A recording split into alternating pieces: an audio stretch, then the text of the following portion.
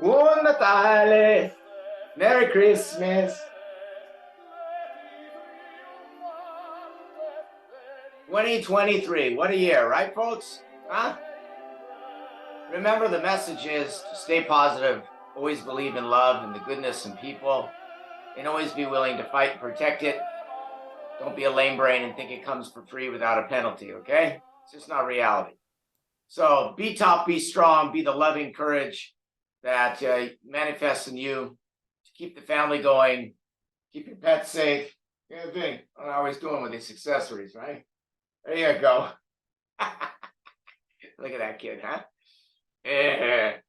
So be the best you can be. Stay positive. Keep working hard and keep working together with good people and have a plan. Always have a plan. Don't be a lame brain and just sit there and not have a plan. Right? That's the best I can say to you. All right, let's get going with the show. Espresso with Vinny. I'm David. You know this is Vinny. Yeah, it's podcast number 13. Coming along. So, I don't know how long Vinny's going to last with this thing on. All right, let's get going. Okay, great story. So I'm sure my clients out there listening. I'm at the mall with Vinny. She's got a Pomeranian. It's fairly young. And so what happened was a lady comes walking around, or brat little kids running around. Okay, so that's, I know, it's normal today, right? Normalized. But what happened is I got my pity Vinny there. I got her palm on the ground. We're maybe 6 feet away, saying good stay, good eye contact. And the kid screaming, running around, and I see him. And suddenly he goes running full speed, and he's literally going to jump on top of the dogs. Absolute out of control brat. So you know where that goes. It's always the dog's fault, and never the parent, right? So I step in front of the kid to block him right away, save his butt, and not harm the dog. A little Pomeranian can't have a kid follow him, break a leg. And the kid looks at me, surprised, runs over to his mommy, and says, "Mommy," and she didn't even see it. Of course, she's not watching her kid. Kid's a brat, doesn't want to listen to her. He's, "Mommy, that guy over there, he shoved me out of the way. I want to see his dogs." Right? He already knows how to manipulate her. So mommy's like, "Oh my God, my child's shut down." Right? Imagine that. And she's saying, "Come here, come here." And the kid's screaming, yelling, throwing a tantrum, runs into another store. She comes up behind me. I know she's ready to say something. And she does. She says, "I appreciate you didn't push my child next time." I said, "Ma'am, I didn't push him. I stepped in front of him." She says, "Yes, you did. I saw you." Of course, my client says, "No, you didn't. I was standing there." Right? So she's that classic age of, 35-year-old little millennial brat that needs to be spanked herself and never did. And she has an attitude. And she's right away lying, teaching her kid to lie. So I told her, I said, "You should work for the news channel. You really should. You're good at already just changing up the story." I told her, I said, "Ma'am, you really need to take responsibility. If you're going to have a kid, you need to take control of the child. And I'm helping your kid. I did not push him. I stepped in front of him quickly, okay? For mostly the dog's sake." And so then she gets even more pissy because this new era, they don't have a discussion with you about what the child really did. Number one, knows she's embarrassed. She has an unruly kid. You know that the school teachers can't teach the kid anything. So her ego's involved. And of course, what do they do in this new generation? Get angry and get violent and yell. Again, they default to this all the time. I'm staying calm. Believe it or not, yeah, I'm being calm. Promise you. And I told her, I said, "That's just another little American brat." She goes, "Oh, American brat, what are you doing here?" I said, "No, I believe in what America used to be. You don't represent it anymore, ma'am. Your kid needs to get under control." And I said, "That's just nothing but another kid raised by another big mouth feminist. His testicles will never drop, and he's just going to grow up and be a millennial just like you." Yeah, like my frankness? Yeah, of course I am, because I don't have any patience for this. Okay.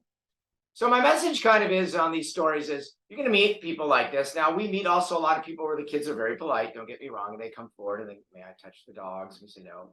They're in training, so it's not all bad. But if you just continue to go, oh, leave them alone, they're going to be who they are, miserable and so forth. I want to warn you that this is exactly why we've got the world we have, because again, so many of you fell for that, where we're just going to go move on and don't talk and don't confront, just let it go. They'll always be miserable. That's their own karma and punishment. Let it go. But the problem is, it doesn't let go. They grow and multiply and have more brat kids, and then they get involved in politics, and it never ends. And then before you know it, they're suppressing the world, and they think they're always right because everyone decided to be silent. They're actually cowards, guys. If you just go back at them and tell them I'm not tolerating it and get out of my face, they'll feel so ashamed, they'll run away and they'll stop being this way. Most of them are just going to back down after a while. All they know how to do is give you the F-bomb and throw a temper tantrum. Okay? So that was a pretty heavy encounter, but most of the time we meet good kids that come up. Another scenario I go through. So I go to this lady's house, and she works in a lot of like pit bull rescues, and she feels the need to save the underdog. And I understand, but you have to be equipped to save the underdog, right?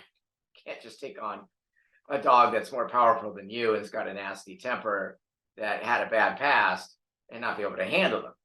So the lady confesses, like she had this pit bull and she takes it down out in an area like a state park area, and there was a sea lion on the shore, she tells me. And she says the sea lion was just there sunbathing, and she decided she'd just gotten this pit bull out of rescue, knows nothing about it, but she's got a big bleeding heart. See how dangerous these people are when you don't have any logic to you, no emotional intelligence, just all big heart.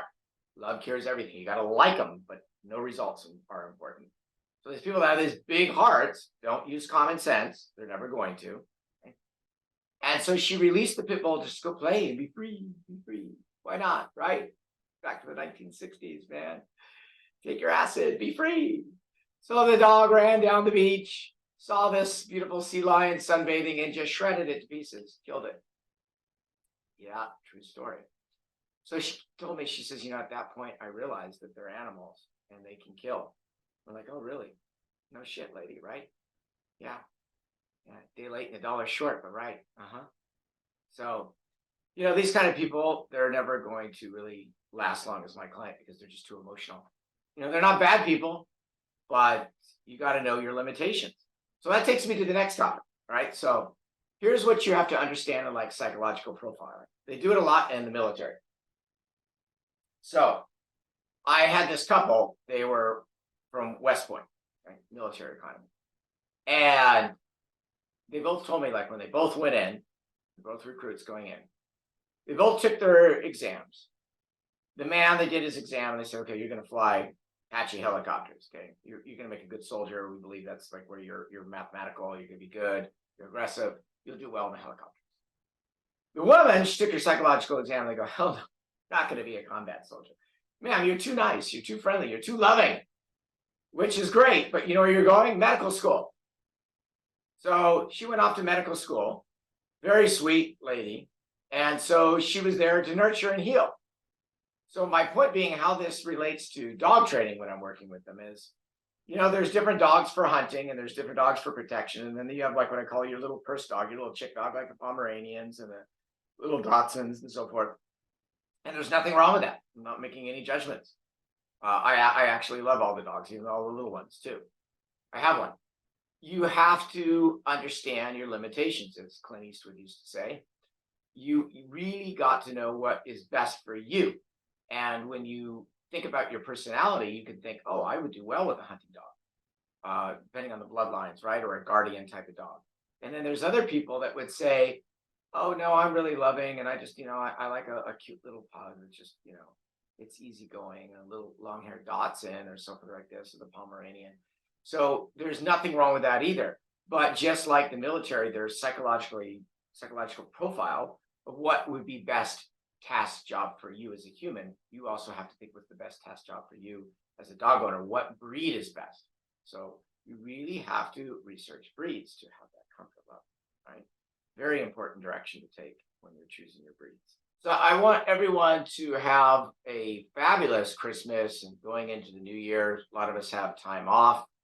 to actually be human and get away from all the stress and think about just radiating, manifesting positivity, uh, being grateful, understanding we have a creator that made all this, and be very grateful for what you have and constantly think about that day and night, because that's really where the world's going to change and make a better turn for all of us, is where something from within, your own dominion, your own kingdom from within, it always begins within the person, the energy that you create. It's not on the outside. So we spend so much time with the outside, but actually if you worked on the inside, the outside would come to you, it would be a byproduct. So if more people would understand that concept, they'd really understand the teachings of the season and why, what's Christmas about, or any of these holidays, and that's what's really important. So I really am appreciative of all my great clients I have. They're wonderful people. I like to handpick really who are the really good people because it keeps my life positive.